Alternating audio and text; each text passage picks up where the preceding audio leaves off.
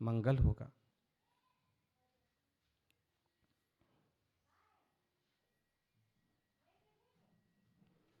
आदमी यह करना है, यह करना है, यह करना है, कल ये कर लूँगा, परसों ये करूँगा, 1 महीने के अंदर इतना कर लूँगा, साल भर में इतना कर लूँगा, और 2 साल में तो गाड़ी खरीद लूँगा, 5 साल में बिल्कुल घर बना लूँगा, और इस तरह की योजनाएं बनाता रहता है। लेकिन उसके साथ उसे ये भी ध्यान रखना चाहिए कि तुम तो योजनाएं बनाते हो, लेकिन क्या इस योजना का तुम्हें पता है कि तुम्हारा टोटल आयुष्य कितना है, कि तुम कितने सालों तक जीने वाले हो, कि कोविड-19 के चक्कर में तुम्हारा क्या होने वाला है, और क्या तुम जो कुछ कमाओगे वो दूसरी जगह कहीं खर्च नहीं होगा, ये पक्का है। हुआ ना, कितने लोगों ने तैयारी करके रखी थी कि इस बार मकान खरीद लेंगे, गाड़ी खरीद लेंगे, बेटी की शादी कर देंगे, मालूम पड़ा कि खुद को ही बीमारी हुई और वो और उसके साथ जो कुछ था वो सब घुस गया। इसलिए बहुत ज़्यादा कल्पना करिए मत, वर्तमान में जियो, और जितना कुछ सहज रूप से करते बनता है थोड़ा सहज रहना सीखो। ढेर सारा बोझ जैसे सिर पर रख रखा हो ऐसे ही मिलते हैं अधिकतम लोग।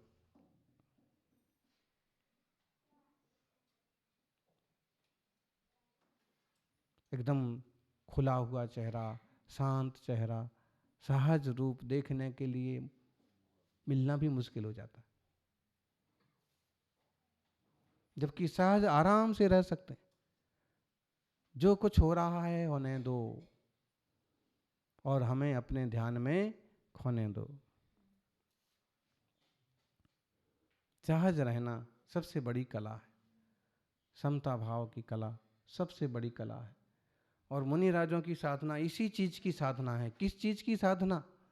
स्वरूप की साधना, परिणाम की साधना। अपने को तो संभालना है। जिनने अपने को संभाल लिया उनने सब कुछ संभाल लिया, और जो सबको संभालने के पीछे पड़े कई बार वो अपना ही बिगाड़ हो जाता है।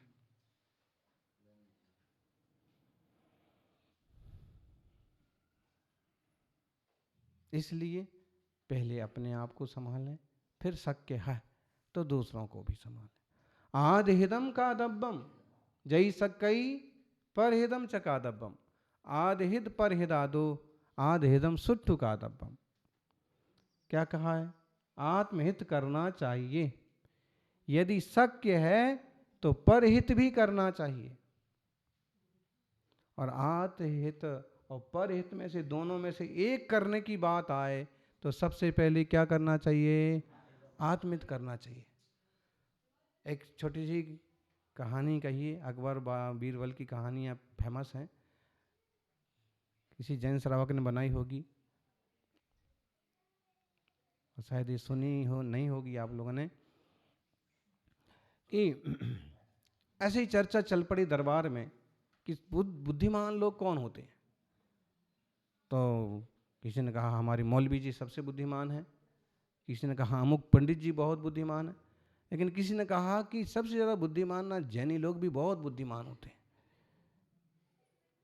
बीरबल के बारे में भी आता है कि वो किसी जैनी का ही बच्चा था, जो कि बहुसंख्यक लोग इस तार के पात्रों को अपना ही बना लेते हैं, मान लेते हैं, और फिर वो खो जाते हैं उसी चीज़ में।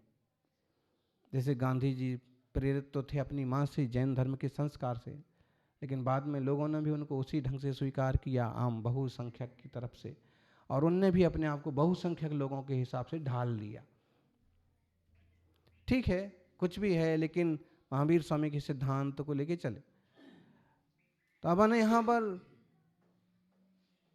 बीरबल मान लो, धर्मात्मा समझदार श्रावक मान लो, और उस जमाने में क्या था कि जब मुगलों का राज था तो जैनी होने के बाद भी मुगलों की तरह दाढ़ी वगैरह रखने का सिस्टम ऐसा बहुत लोग में रहता था।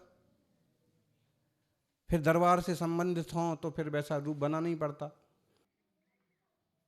एक प्रश्न पूछा, मौलवी जी को भी प्रश्न पूछा कि बताओ, मेरी भी दाढ़ी है, तुम्हारी भी दाढ़ी है, अगर इत्तेफाक मेरी दाढ़ी में आग लग जाए और तुम्हारी दाढ़ी में भी आग लग जाए, पहले किसकी आग बुझाओगे? मौलवी ने अपनी बुद्धिमानी दिखाई, जनाब हुजूर बादशाह आलम, सबसे पहले हम आपकी दाढ़ी की आग बुझाएंगे। श्रावक को पूछा कि भाई तुम्हारी भी दाढ़ी है, तुम पहले किसकी आग बुझाओगे? उसने कहा कि मेरे पास दो हाथ हैं, एक हाथ से मैं अपनी बुझाऊंगा, एक से मैं आपकी बुझाऊंगा। अगर मैं ना अपनी ना बुझाऊं तो पहले मैं ही जल जाऊंगा, तो दूसरे की क्या बुझाऊंगा?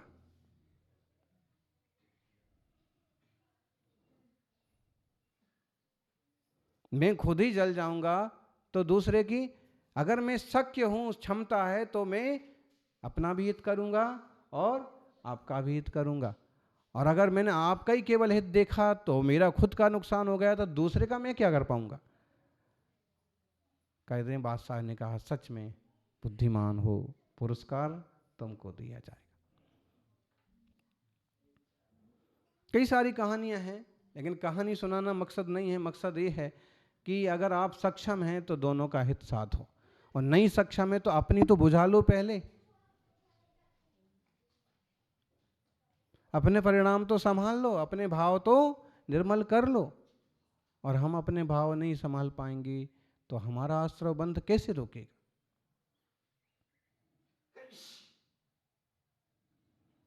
इसका ऐसा, उसका वैसा, उससे तो हमारा क्या लाभ और क्या नुकसान है, बोलो?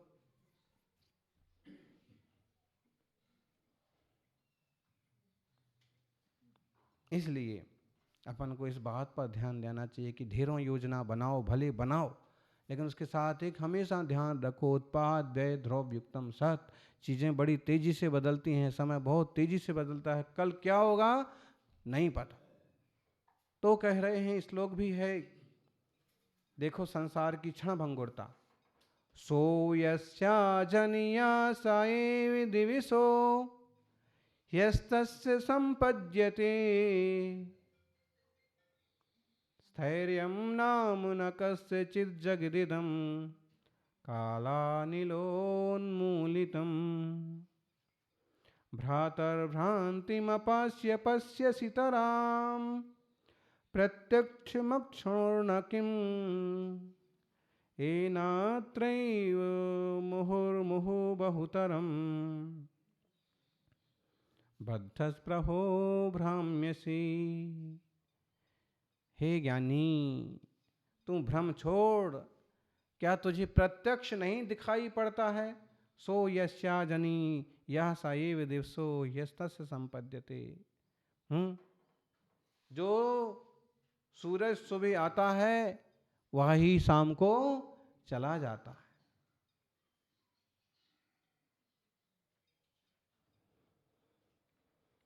यह जगत काल रूपी पवन के द्वारा निर्मूल किया जाता है। यहाँ कोई रंच मात्र भी स्थिर नहीं है, बदल ही तो रहा है, परिवर्तन हो ही रहा है। जो सूरज उदित होता है वो अस्त हो जाता है। इसलिए तू बारंबार जगत की आशा रख करके क्यों भ्रमण करता है? देख लो, आप खूब संग्रह करते हैं, खूब संग्रह करते हैं, लेकिन मौका आता है तो अपने लोग ही हाथ खड़े कर देते। इसलिए ऐसा करो कि जिससे लोगों का भी भला हो और अपना भी भला हो। केवल जो आपके परिवार से संबंधित हैं और केवल उनके लिए करते करते करते करते ही जान खपा देना कोई बुद्धिमानी नहीं है। परिवार में वरिष्ठ हैं, बुजुर्ग हैं, पूरा परिवार बनाया है, बड़ा किया है, पाला पोसा है, बड़ा घर है, सब चीज। दो बेटे हैं, बेटों की बहुआ आ गई हैं, पोते हैं, पोती है, और अचानक से क्या होता है कि उन्हें जोरदार खांसी चल रही है, बुखार भी आया है, तो सबको अंदाज चल रहा है कि इस टाइप की बीमारी के लक्षण जो हैं कोरोना के भी हो सकते हैं। पत्नी ने थोड़ा थोड़ा शुरू में तो उपचार करने की कोशिश की, लेकिन जब चेक करवाया और ये मालूम पड़ गया कि कोरोना ही है, सारे के सारे लोग दूर हट गए। बेटों ने भी जाना बंद कर दिया, बच्चों को भी समझा दिया कोई नहीं जाएगा। और अभी तक जिस बढ़िया से रूम में थे उनको वहाँ से हटा करके, जिसमें कुछ फालतू सामान था और जिसमें कुत्ता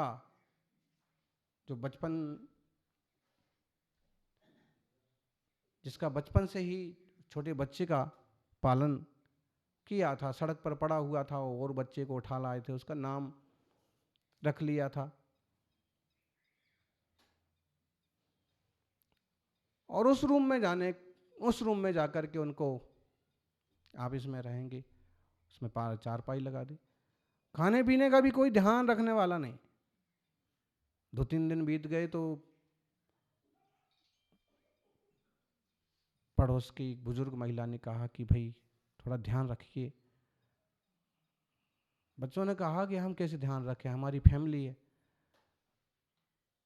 उसने उनकी पत्नी को कहा कि बहन जी आपको तो ध्यान रखना चाहिए, जिंदगी भर का साथ है, लेना देना है। उसने भी हाथ खड़े कर दिए, हम क्या कर सकते हैं, कैसे करेंगे, हमको भी बीमारी लग जाएगी, फिर पोते पोतियां भी हमारे पास आते हैं, फिर सब कुछ गड़बड़ हो जाएगा। कम से कम भोजन तो दे दिया करो, भोजन तो पास में रख दिया करो।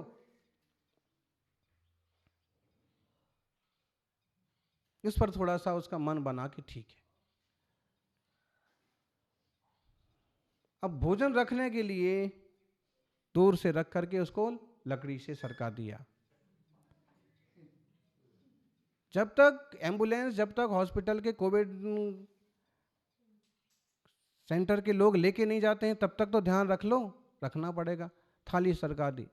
उन्होंने बड़े उदास मन से कहा कि रहने दीजिए, 2-2.5 दिन बीत गए हैं, लेने वाले आ ही रहे होंगे, भूख भी नहीं है, मुझे इसकी जरूरत भी नहीं है।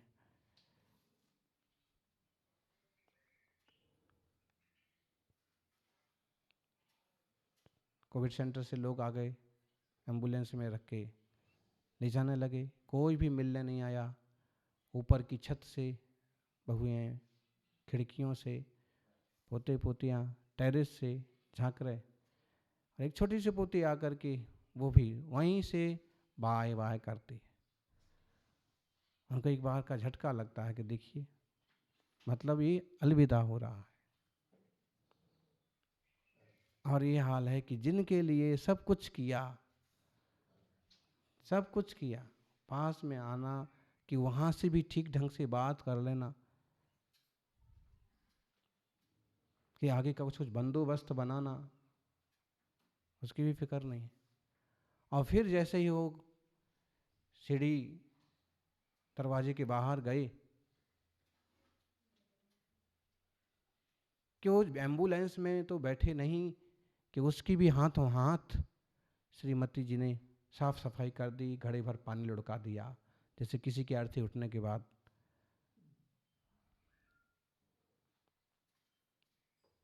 कोई नहीं गया एम्बुलेंस तक भी। वो जो कुत्ता था जो बड़ा किया था, बस जैसे एम्बुलेंस दौड़ी कि फिर वो कुत्ता ही दौड़ता हुआ गया पीछे पीछे। संसार कैसे चलता है और लोग क्या करते हैं। सब कुछ किया उनके लिए, सब कुछ। अब ऐसी स्थिति में भी वो साथ ना खड़े रहें तो बताइए। एक बार तो वैराग गा ही जाएगा कि सब फिजूल में किया।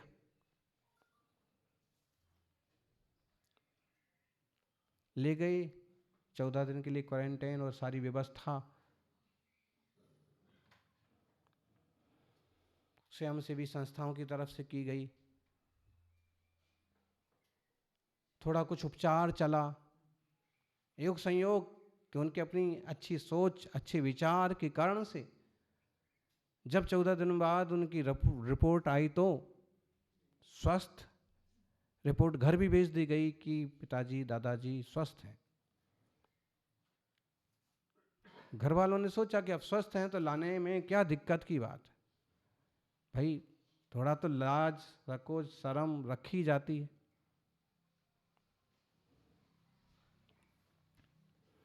वो वहाँ आए, तब तक दादाजी, जो कुत्ता 14 दिन से वहीं बैठा था, आसपास मंडराता था, उस कुत्ते को लेकर के कहीं तीसरे रास्ते से निकल करके चले गए। घर वालों को नहीं मिले। फिर विज्ञापन छापा गया अखबारों में कि गुम गए हैं, और वो विज्ञापन उनने भी पढ़ा। जो इनके आने का, जो इनके रहने का, जो इनके पता बताएगा, उसको 40,000 रुपये का पुरस्कार दिया जाएगा। और पढ़ करके और वो उनको हंसी आ गई कि 40,000 रुपये तो मेरी मंथली पेंशन है, शायद इन्होंने पेंशन ही इनको मिल गई है, उस पर साइन कराना है, और इसलिए ये सारी खोजबीन। किस ढंग से दुनिया चलती है और लोग कितना नीचा तक सोच सकते हैं, और किस टाइप के भी लोग हो सकते हैं। इसलिए आप सबके लिए सब कुछ करते रहिए, फिर भी एक जगह अपने लिए खाली जरूर रखिए। घंटे 2 घंटे आत्मचिंतन के लिए, भगवान की भक्ति के लिए, एकदम निरासक्ति के लिए, निवृत्ति के लिए जरूर खाली रखिए। नहीं तो मालूम पड़ा कि हमने जो कुछ किया वो सब फिजूल गया, सब बेकार गया, और कोई भी हमारे साथ खड़ा होने को तैयार नहीं। और एक बात, आप कहोगे हमारे बेटे बहू सब अच्छे हैं और वो पूरा ख्याल रखते, ये भी ठीक है, अच्छे परिवार भी मिल सकते हैं, तो भी इस लालच में मत पड़े रहिए। क्यों? क्योंकि अच्छे परिवार, अच्छे लोग आपका साथ इसी भाव तक देंगे। जो परिणाम विशुद्धि होती है, जो निष्प्रहता और निर्मलता होती है, वो सब कुछ अपने लिए होता है।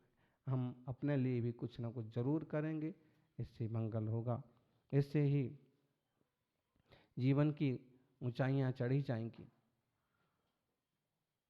ढेरों प्रसंग हो सकते हैं, और आप ये ना कहें कि महाराज जी परिवार से घृणा पैदा करा रहे हैं। आप परिवार से क्या घृणा करेंगे? सामने सामने घटना घट जाती तो भी आपको घृणा और वैराग्य नहीं होता। और एक बात ये भी है कि लोग कुछ भी करें, आप अगर एक समझदार, एक जिम्मेदार व्यक्ति हैं, तो आपको अपने कर्तव्य करते जाना चाहिए, तो उसको हम मना भी नहीं करेंगे। लेकिन एक कर्तव्य पूरे होने के बाद, जैसे आदिनाथ भगवान ने देखा कि भरत बाहुबली सभी योग्य हो गए हैं, और उन्होंने अपना राजपाट दिया और तपस्या के लिए निकल पड़े। ऐसे ही राजपाट हो ना हो, जो कुछ भी है जिम्मेदारी अपनी बेटों को सौंपो, परिवार को सौंपो, और थोड़ा सा विरक्ति का मार्ग लेना। इसमें बहुत कुछ आ गया, इस बात को समझेंगे। सबका मंगल हो। जय बोलिए 24 तीर्थंकर भगवान की।